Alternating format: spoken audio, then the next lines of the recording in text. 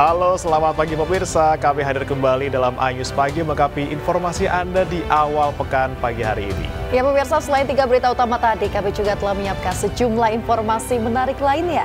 Bersama saya, Yasmin Natania. Saya Breman Atenaya, inilah iNews Pagi selengkapnya.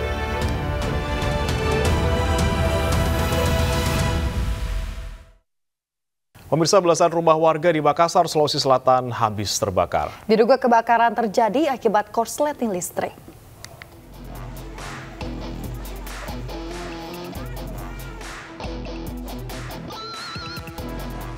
Belasan rumah warga di permukiman padat penduduk, kawasan Kalukubodoa, Kecamatan Talo, Kota Makassar, Sulawesi Selatan, ludes terbakar. Kencangnya hembusan angin ditambah banyaknya material rumah yang terbuat dari kayu membuat api cepat membesar. Diketahui awal mula asap hitam muncul dari salah satu rumah yang dijadikan toko. Kemudian api muncul berkobar dan merembet ke sejumlah rumah warga sekitarnya. Kalau di bagian belakang memang dia pas ditinggali, terus bagian depan ada yang tinggal, ada yang cuma dijadikan fasilitas untuk usaha. Jual-jualan begitu Pak ya? Iya. Oh, ini penyebab kebakarannya apa Pak? Sudah tahu? Kalau soal kebakaran penyebabnya kurang tahu juga Pak. Sebelum petugas damkar tiba di lokasi, warga bahu-membahu berusaha memadamkan api menggunakan alat seadanya. Tidak ada korban jiwa dalam peristiwa ini, namun kerugian ditaksir mencapai ratusan juta rupiah. Dari Makassar, Sulawesi Selatan, Julius Pin, iNews melaporkan. Truk tangki berbuatan bahan bakar Pertalite dan solar milik PT Pertamina ludes terbakar di Tol Tangerang Merak. Belum diketahui pasti penyebab kebakaran truk.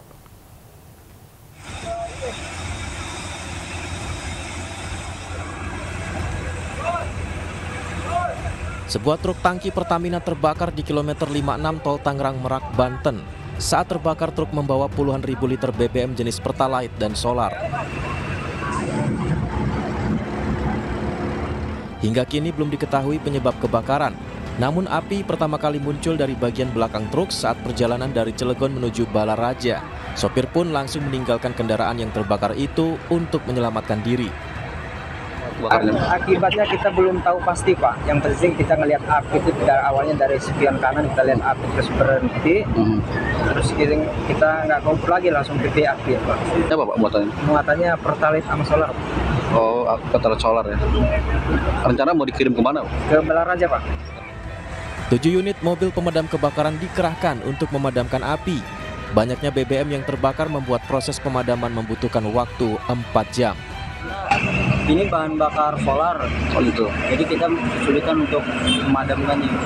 Berapa damkar yang diterjunkan Pak? Dari damkar kota turun 3 unit dan dari kabupaten turun 2 unit. Akibat peristiwa ini, jalur Merak ke Jakarta sempat ditutup sementara. Polisi hingga saat ini tengah menyelidiki peristiwa kebakaran truk tangki tersebut.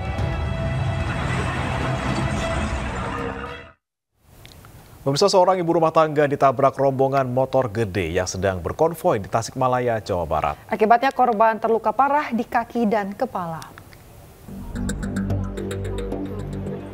Kecelakaan yang melibatkan motor gede kembali terjadi. Kali ini di Jalan Raya Cikalong, Kabupaten Tasikmalaya, Jawa Barat pada Minggu siang.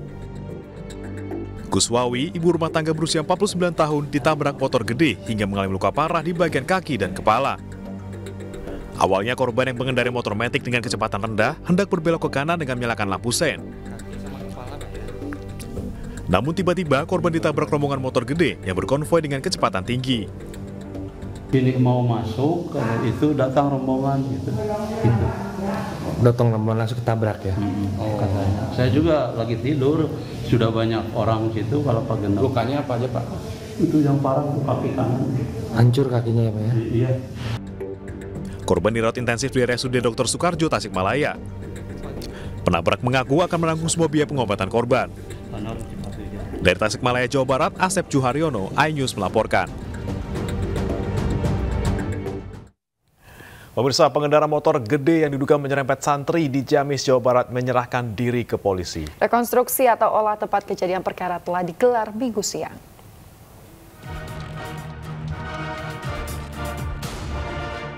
Olah TKP digelar di Jalan Raya Ciharubeti, Ciamis, Jawa Barat. Petugas menggunakan alat laser 3S untuk rekonstruksi kronologis kecelakaan antara moge dan motor metik ini. Selama rekonstruksi, jalan di sekitar lokasi ditutup sementara. Di sisi lain, pengendara moge yang diduga menyerempet santri menyerahkan diri ke polisi. Pelaku pun diperiksa di Polres Ciamis. Alhamdulillah untuk bersangkutan sudah kooperatif, datang sendiri ke Polres Ciamis. Ini pasal yang dikenakan, Pak? Pasal yang disangkakan pasal 310 ayat 2 karena luka merugikan kerugian. Kondisi korban kini sudah mulai membaik dan masih berada di Rumah Sakit Dr. Sukarjo Tasikmalaya setelah dipindahkan dari Rumah Sakit TMC. Biaya perawatan maksimal 20 juta akan ditanggung oleh Jasara Harja.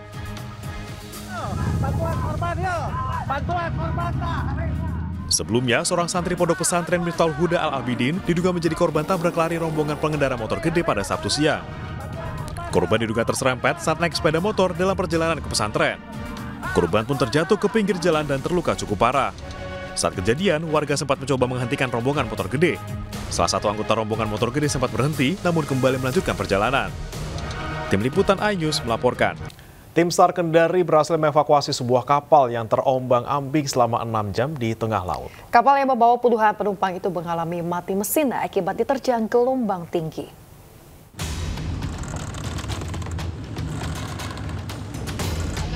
Kapal penumpang KM2R yang membawa 53 penumpang dan 9 ABK mengalami mati mesin akibat hantaman gelombang di perairan Pulau Saponda, Konawe, Sulawesi Tenggara. Tim SAR Kendari yang menerima laporan tersebut langsung menuju lokasi kapal. Setelah terombang-ambing selama 6 jam di tengah laut dengan kapal negara Pacitan, tim SAR berhasil mengevakuasi seluruh penumpang.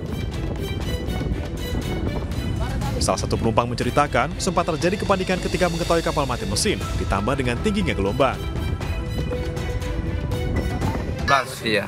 Bagaimana kondisi cuaca di sana? Ya lumayan cukup tinggi, Pak. Tinggi ya? Sekitar 3 meter, 4 meter mungkin tadi. Ada yang menangis tadi di kapal atau gimana kondisinya? Ada yang menangis. Ada yang ya tinggal kita pasrah Pak.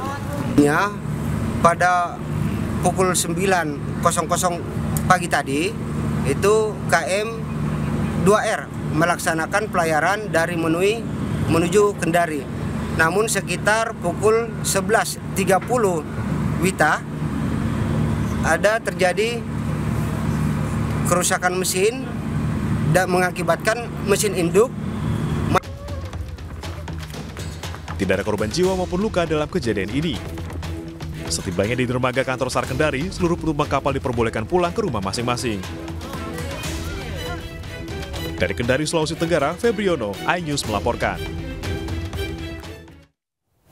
Bayi perempuan berusia 2 bulan di Palangkaraya, Kalimantan Tengah harus dibawa orang tuanya ke posko pemadam kebakaran untuk melepaskan cincin di jari tangannya yang mulai membengkak. Proses evakuasi berlangsung dramatis.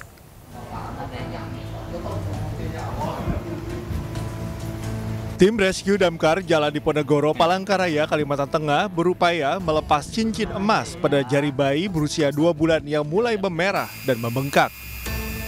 Dengan berhati-hati, petugas berusaha memotong cincin dengan gerinda kecil di jari bayi yang telah diberi pengaman dari potongan kayu tipis agar saat memotong cincin tidak terkena kulit.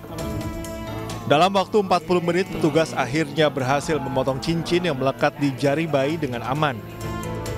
Menurut petugas, orang tua bayi baru mengetahui jari tangan anaknya mulai memerah dan membengkak pada pagi hari. Bahwa cincin yang ada pada jari anaknya sudah tidak pas lagi, alias jarinya membesar. Karena pertumbuhan bayi itu sangat cepat, dalam seminggu, sebulan itu bertambah besar. Sehingga cincin yang ada pada jari terlupakan. Menurut keterangan orang tuanya, jarinya sudah mulai memerah karena cincin itu sudah tidak pas lagi. Sementara itu, seorang pria di Mamuju, Sulawesi Barat bernama Arsal, 21 tahun, mendatangi kantor damkar untuk meminta pertolongan melepas sebuah cincin yang tersangkut di jarinya hingga membengkak. Dengan serba hati-hati, petugas damkar memotong cincin dengan menggunakan gerinda. Setelah sekitar 20 menit, akhirnya petugas damkar berhasil mengevakuasi cincin yang tersangkut di jari pria tersebut.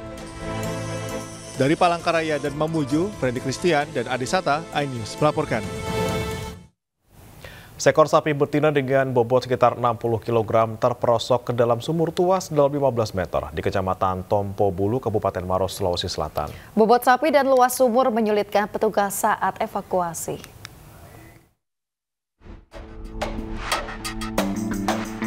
Tim Animal Rescue Dinas Pemadam Kebakaran melakukan persiapan evakuasi seekor sapi yang terjatuh dan terjebak di dalam sebuah sumur tua milik warga di Desa Benteng Kajang, Kecamatan Tompo Bulu, Kabupaten Maros, Sulawesi Selatan.